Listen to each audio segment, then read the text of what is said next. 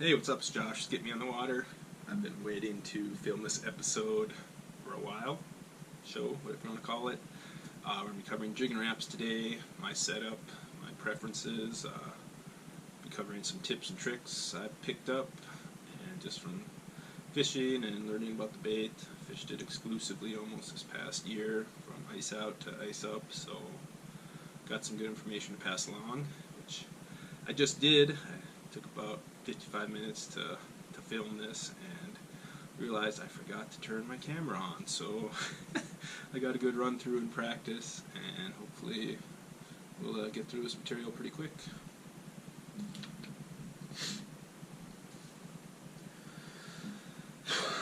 Alright, first I'm going to talk about line type.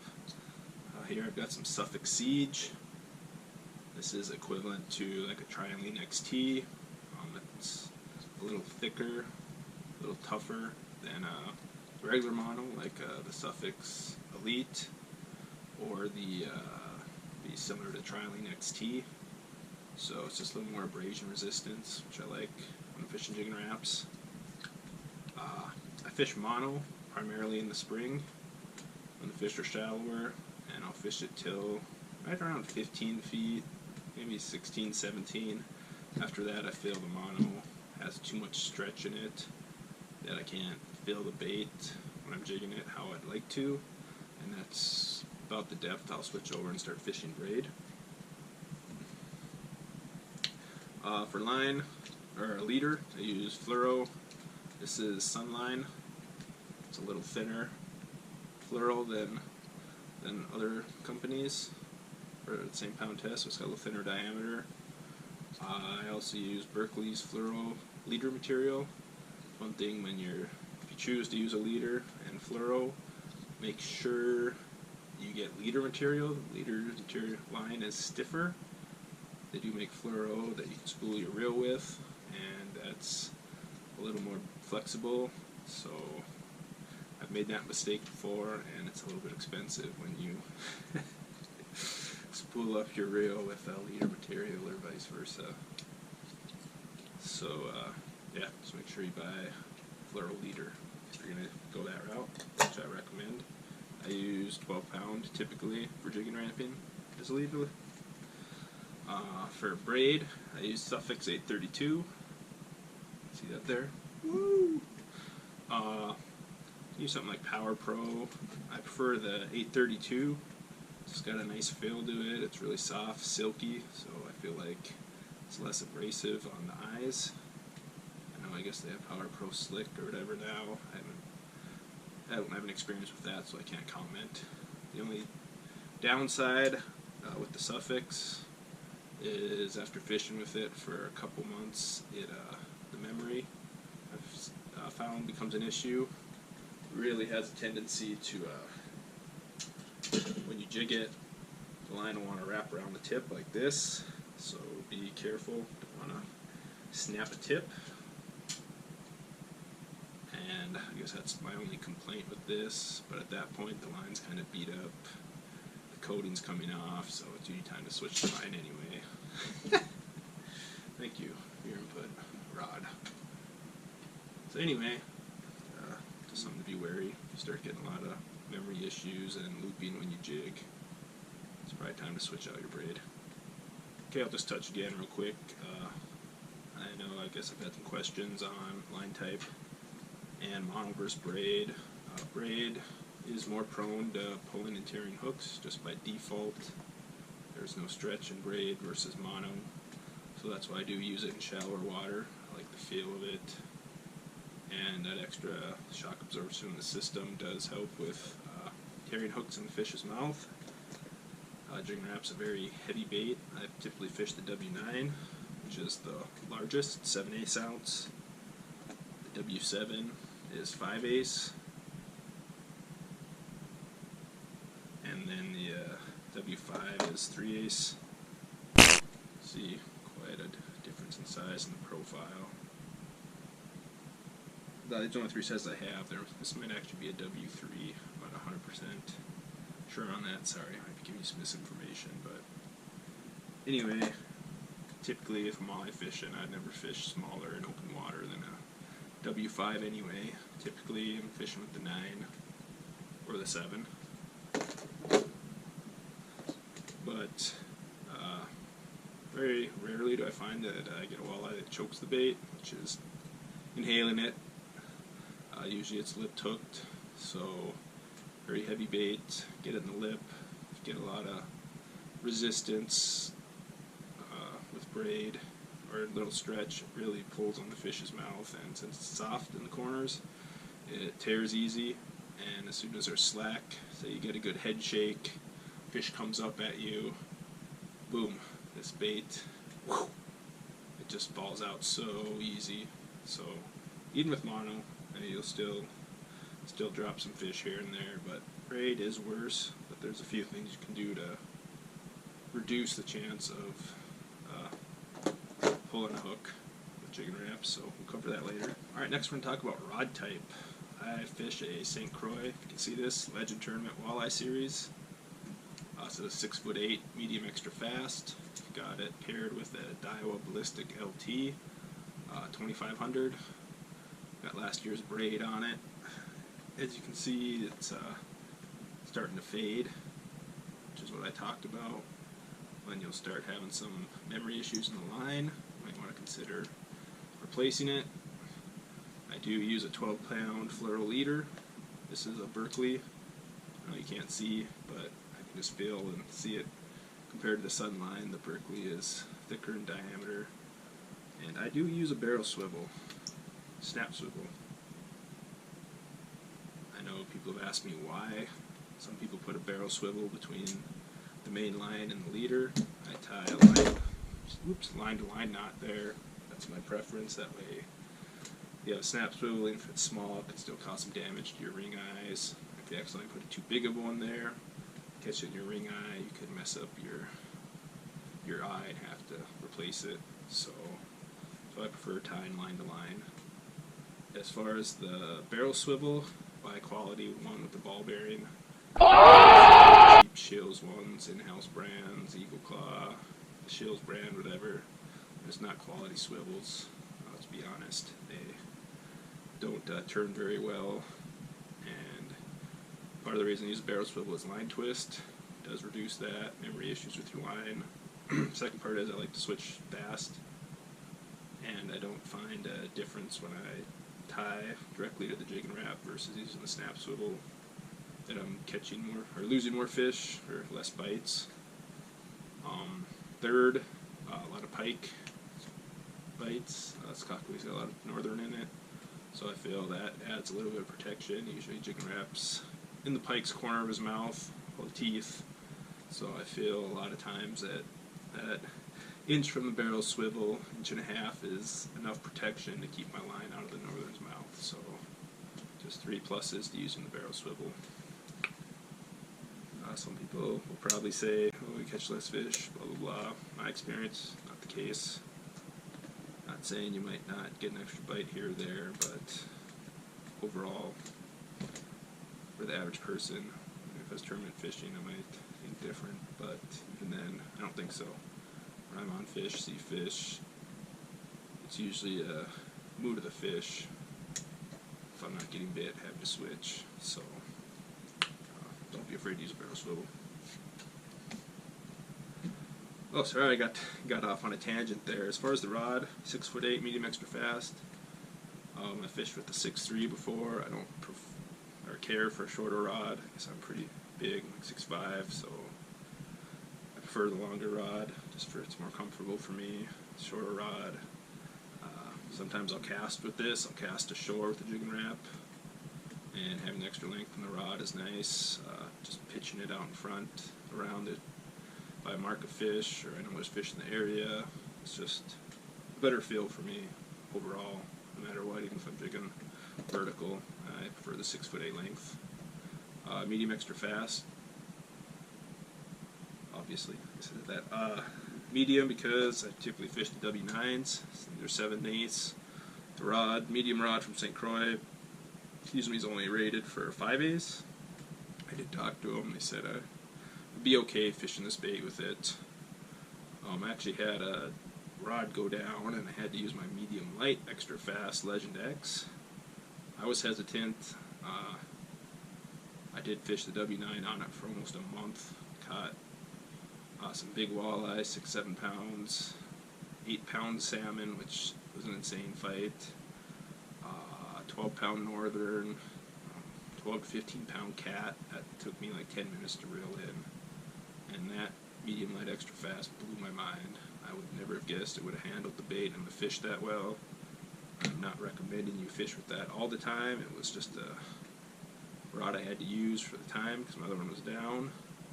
But the Legend Extreme X Elite from St. Croix are definitely worth the price of admission if you're looking for the best. Was thoroughly impressed. That being said, overall best value, as I talked about in my St. Croix video, rod review video, is the Legend Tournament Walleye. It's got almost all the features of the rod that's $150 more than it, and the Legend X Elite and Extreme for $150 less. So, I mean, it is missing a couple things, but overall, if you're looking best value for your dollar for a high-end rod, I don't think there's a better one on the market. So check that out if you're looking for a new rod this spring. Another rod length you might want to consider, like I said, you can try 6'3". If you like shorter rods, there's no problem handling jigging rapping those. Again, I prefer the medium size, as these both are, because I can fish all the W5, 7, and 9 jigging wraps with the same rod. I could move to a medium light for the lighter ones, but there's plenty of feel with the medium rod. I don't really think you need to. I did pick up a 7-foot medium fast Legend Elite to fish this year at Jigging Raps. I went with the fast action because I wanted to play around with how the bait moves in the water, so it won't be as snappy. It'll be more of a subtle motion with it, and I just want to play when the fish aren't hyper aggressive, but they're still biting, if maybe a more subtle movement with the bait.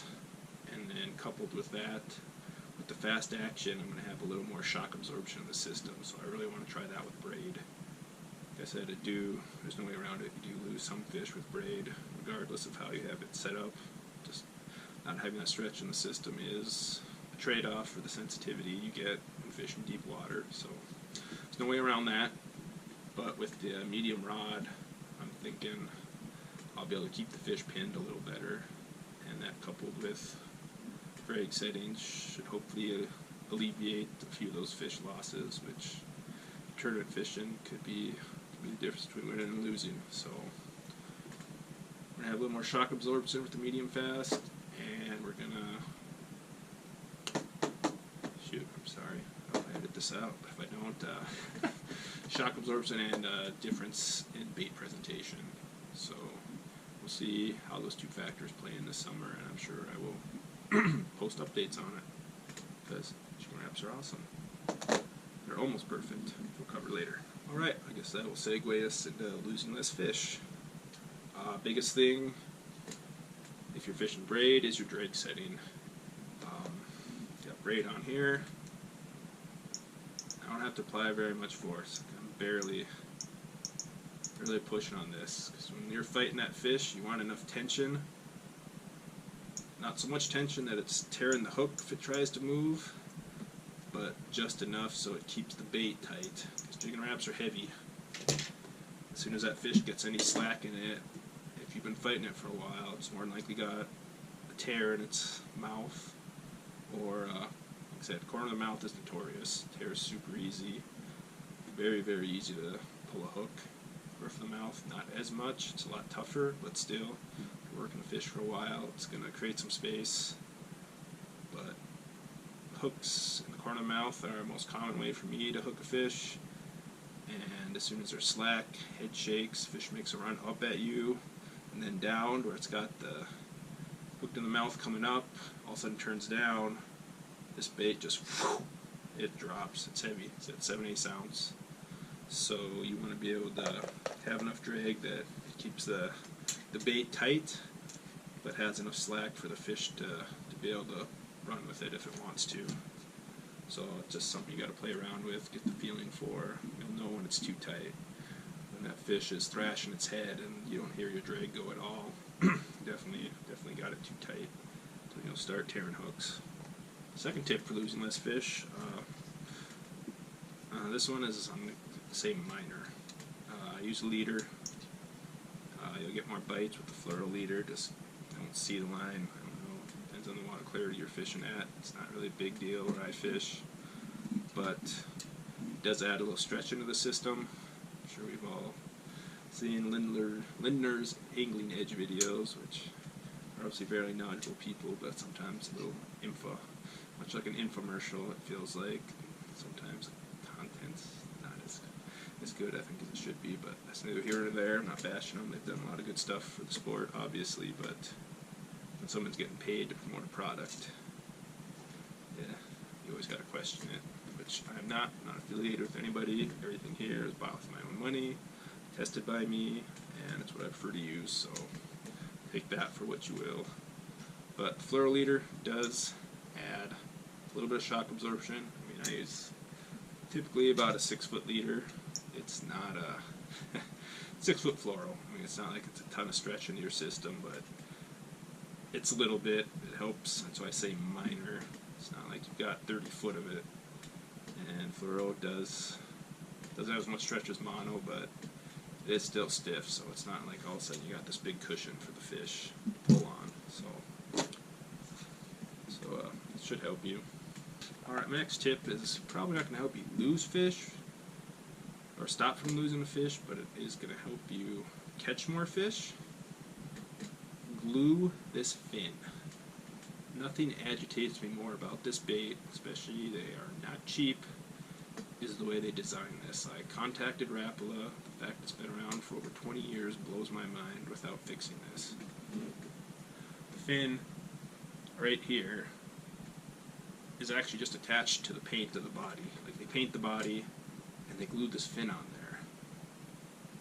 Well, that would be great if they used like a clear coat or something, but they don't. I'm going to show you. My biggest issue is when this fin, the line comes under it sometimes when you're jigging, and it instantly just cuts it. Cuts right into the paint because there's no protection for it. So as soon as you take these out of the package, buy, I don't know, get them on sale, buy quite a few if you use them, and super glue around that fin on the outside and the inside. That's going to prevent that line from slipping between the fin and the body of the jigging wrap. And it's also going to stop pike. I've lost a lot of fins off fresh jigging wrap because the pike bit this and just ripped it right off. It's so frustrating. I contacted Rapala, said, hey, I've got 15 jigging wraps sitting here with no fins. Can I buy some so I can fix them? They won't even sell me the fins. I don't know why. That was upsetting because I can't even fix them. They're like, well, you can send them in, and if we deemed it was manufacturer defect, we'll replace them, and if not, I'm SOL. So, well, I'm not going to waste my money to send them in to have you tell me, oh, you hit a rock or something. BS. It's a design flaw. Either clear coat this before you glue the fin on, so you can't get between the paint and the fin, or come up with some different, or even seal it themselves. They could even do that. If they glued around it themselves before they shipped them out, that would help. Anything other than what they're doing. So when the customer service rep told me, oh, it's not an issue, we don't feel it's an issue, I probably broke 30 jigging wraps this summer. I fished a lot because of fin issues. Not because I hit on rock, not because I got stuck, because the line would loop underneath or a pike would rip them off before I started gluing them. So, expensive lesson for me. Hopefully it saves you some money. Hopefully it keeps you fishing longer. Yeah, great bait. I just wish they would acknowledge it. You don't have to acknowledge, just make the change. The fact that they told me no one's ever complained about that before, I highly doubt. As long as these have been around. It's too bad. They're a quality company. They make good products. Just don't be so egotistical. Just take the suggestion and fix the bait, please. or send me the 30 I lost or broke that I can't fix. Just won't send me the fin. The next thing I'd like to talk about, I guess I've seen other people say, is snip that hook. I 100% tell you, do not snip the front hook. I would say 1 in 5 fish I hook is on the front hook, if not maybe even as high as 1 in 3, and that is not exaggeration. I guess part of that comes down to what you're fishing on and how you're fishing it. I typically troll when I fish Jigging Raps, which I'm glad we started talking about this because I would have forgot. I troll at about 0.4 to 0.6, typically with the W9 sized, which is 7/8 ounce. And at speed, no matter what the depth, is kind of my sweet spot. I keep the bait the angle I want with the boat. A lot of times I'll spot lock too if I come over a fish or on a few fish so we can cast around or just sit on top of them. And that speed just lets me control the bait how I want, lets me have the appropriate feel that I want while I'm fishing it. So troll around with them, they're awesome. And we'll get to jigging, how to jig them in a little bit. But keep the front hook. Now you do have to know what's on the bottom. Like, I guess I know pretty much everywhere we fish now what the bottom is. Unless you're fishing in a super bouldery area, like super rocky or trees, the front hook's really never going to be an issue. I mean, when this bait comes down, it's gonna bounce off most things. Yeah, hit it and then come under a rock. Yeah, more than likely that treble hook's gonna stick to whatever this didn't anyway. So that's part of the reason I really feel the front hook's a non-factor, or to clip it for that reason, especially with the amount of hookups I get off the front hook. So my personal recommendation, definitely keep the front hook, but be wary of where you're fishing. I mean, if you're fishing in an area where you have to snip this front hook to get snagged less, this probably is not the best bait to be fishing in that area. So something to consider. Not saying I'm 100% right. Some people probably snip this and do well with where and how they're fishing it, but from my experience, I would tell you not to snip it. Not bash anyone who does, just passing on my experience. Another thing I want to talk about is when to fish Jigging Raps. I know I've read from a lot of different sources. Once the water warms up, 58, 60 degrees, yeah, they become the ticket. I mean, this was originally designed as an ice fishing bait. So you're telling me you can fish this in 33 degree water, 34, but all of a sudden as soon as it warms up a few degrees, it's not good until it's 20 degrees later. I'm not buying that, and from my experience, also not true. Fish this from ice out till ice up last year and had phenomenal success. Like I said, I don't care to crankbait. It's obviously a great tactic, especially covering water. I think Fish Lake's Kakawea, you'd want to crankbait, a lot of area. I'd rather hunt my fish. I like to go around, mark my fish. Usually if I can mark more than 2 or more fish in an area, I'll stop and fish it. I'll lay waypoints where I mark the fish, go back over the path, and then do a figure 8, just to kind of look on either side of it. If you got a side scan, which we do, I don't know, I'm not as hyped on the side scanning. It could just be my personal user error with it, but I don't see as many fish on that as I do with a down scan, so it's probably on me. But we do have the HGS Gen 3, and it's a little grainy on the side scan. Definitely doesn't look like the demo. I'm sure the newer ones probably look better. But I really want an HDS Live or a Pan Optics from Garmin, the Live Scope. So if you're watching this, I can't afford it this year, but hopefully next year we'll have one of those units for the trolling motor. Being able to see out 200 feet when I'm searching out fish would be absolutely a dream come true to alleviate, well, not alleviate, expedite finding those fish when I'm already fishing an area where I know is holding fish, and to find those in the area I think is going to be invaluable. So Wish we'd get one this year, but it's looking like it's going to have to wait until next year. Garmin and Lowrance want to hook me up with one. I will provide a lot of feedback for you on it, because I think it's going to be a great tool. Getting back to the Jigging Rapping. Oh yeah, sorry, getting back to when to fish these baits. All year, like I said, I think it's a substitute for crankbaiting if you don't like the crankbait, but you're going after a reaction bite, which is what a crankbait or jigging rap's going to be producing. You're going to find the aggressive fish.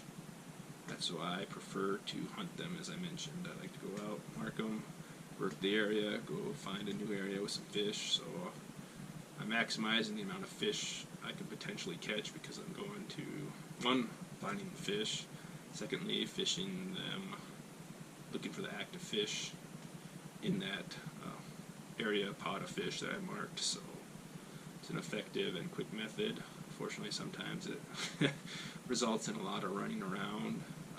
Skakawea is turbulent at best with all the weather, the wind, just so many factors. It's so windy all the time. Fish are moving around a lot. Very rarely do you get an area where they're just stacked up day after day for a week or two. So that's why I like fishing up there. Everywhere's different. Each part of the lake has its own challenges. So awesome fishery. But anyway, just don't like crankbaiting, or even if you do, give these a whirl.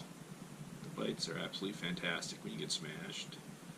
To me, it's a more active way of fishing. I like to go out and find the fish. Obviously, there's a lot of nuances in crankbaiting that makes a good one.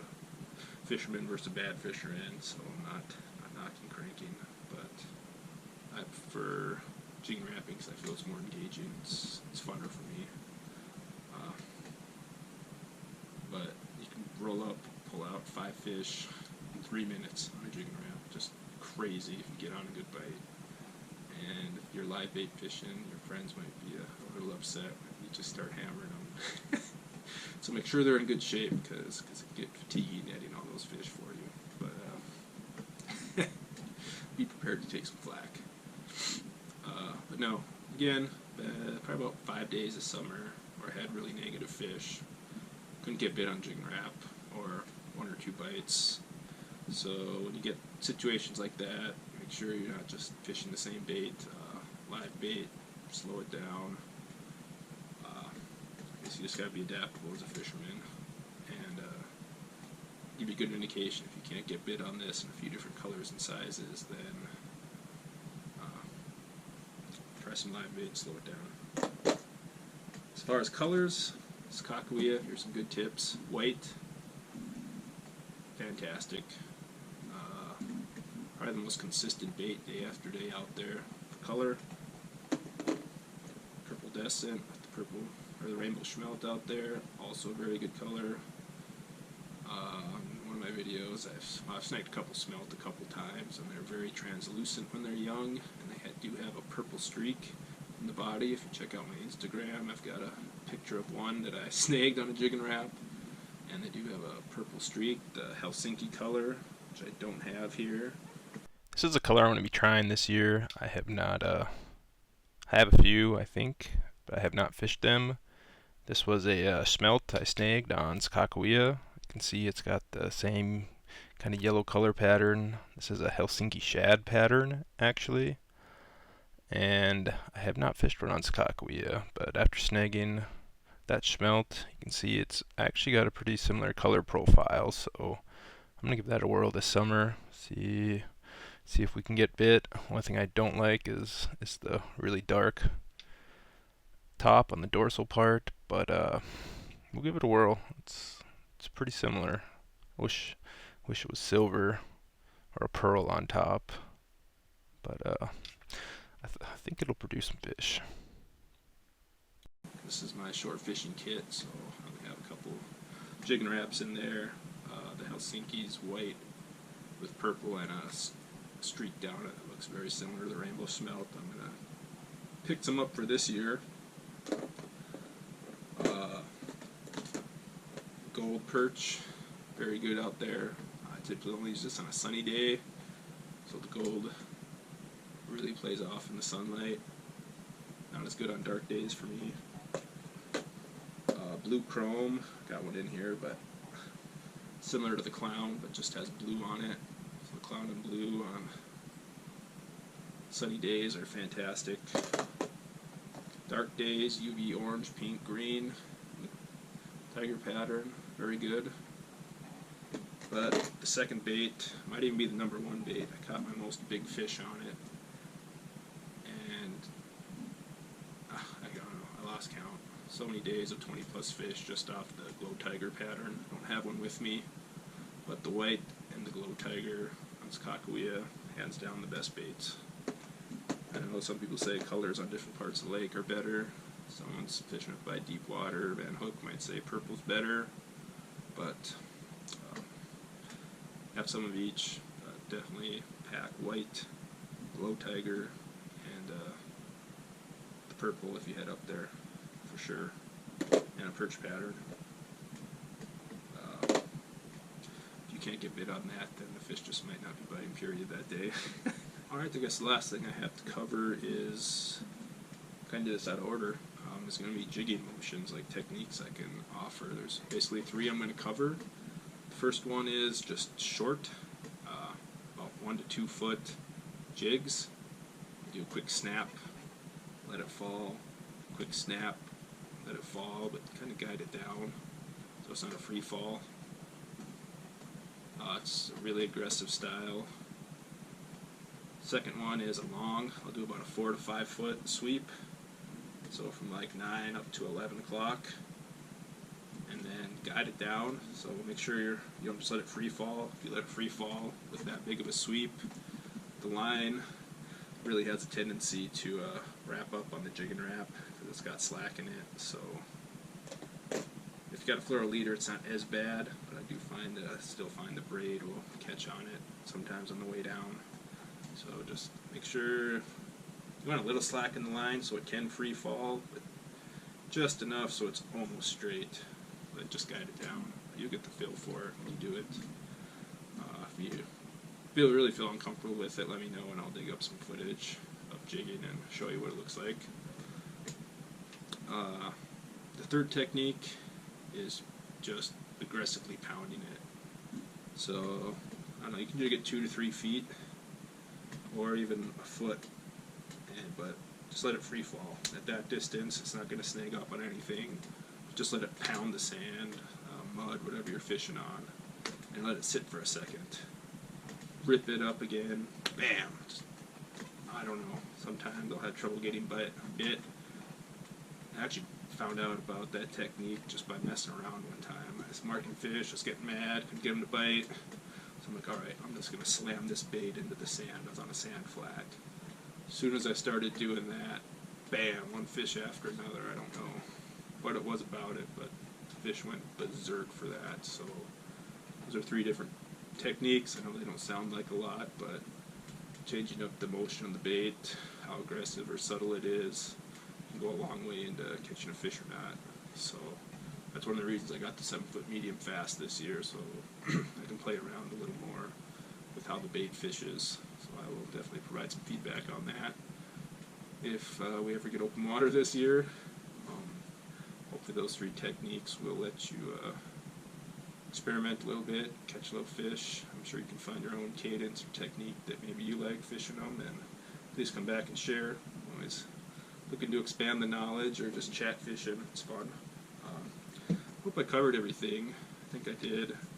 Got our line type, rod types, a couple variations of the rod types you can use, length, actions, colors for jigging raps around Lake Kakawea. Just whatever lake you're fishing, make sure you always have colors that match the forage, whether you got perch, smelt, whatever in there. That should be your main go-tos when you first get out there. I'm going to my cheat sheet. Got the differences in jigging motion, a couple tips on how to hopefully alleviate losing some fish with jigging rap, and keeping in mind that it is a heavy bait and hook tearing is an issue even if you're using mono, so getting your drag set right is really important.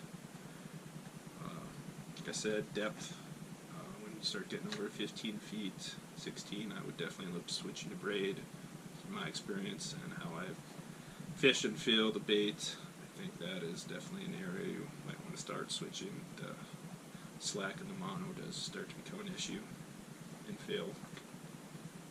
Glue the fins, that will save you a lot of money in the long run. It's a little tedious sometimes and annoying, and yes, we've all glued our fingers together. So have some rubbing alcohol or wear gloves. Step it up to a 5 IQ play there. And don't glue your hands together. Yeah, just try them. Try them out. Buy them on sale. Buy a few colors. It'll save you a lot of money. Get 4, 5, 6 extra baits. You spend $100 when you get them on sale. So definitely adds up. I said I fish them all year. Don't think they're only good for a certain period.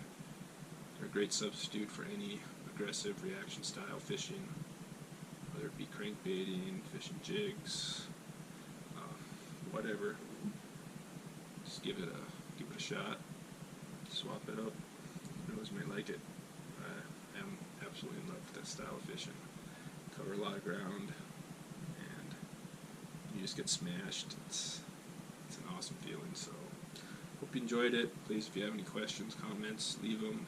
Like the video. I appreciate if you can share it. It helps with the search optimization for Google and all that fun stuff. So not that I'm overly concerned with growing. I just want to share information and I like to talk fishing. So if you do like it, I would appreciate it if you could help me out and share it. So hope to hear from you guys. If you fish Skakawea, North Dakota, hit me up.